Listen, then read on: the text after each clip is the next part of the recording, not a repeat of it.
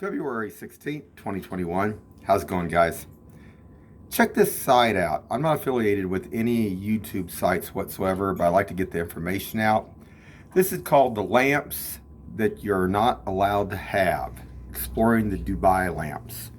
Now this guy kind of backward engineers this, tears these lights apart.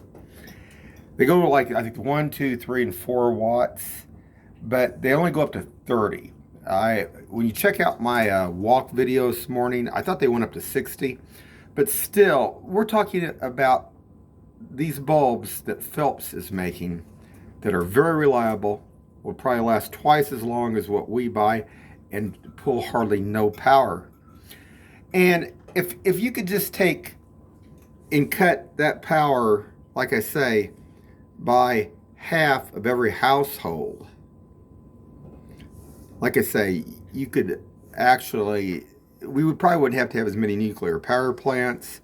We could rely more off hydroelectric, geothermal, all the rest. But check this out. Like I say, it's called The Lamps You're Not Allowed to Have, Exploring the Dubai Lamps. And basically the site itself is called, I'll spell it, BIGCLIVEDOTCOM.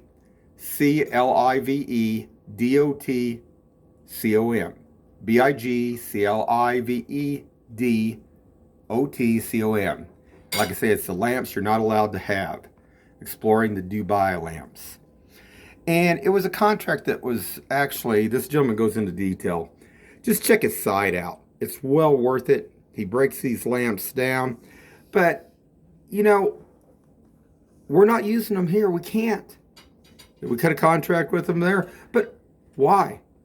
You know, we talk about more efficiency. Do we really want more efficiency? One other thing too, real quick, guys. I was listening to something earlier that was being broadcast over about here in the Kansas City area about energy. And this one gentleman was talking about our cars using more energy, more power. Yeah, let's talk cars. That's fine. These cars that we have today don't run off carburetors where we set 10, 15 minutes.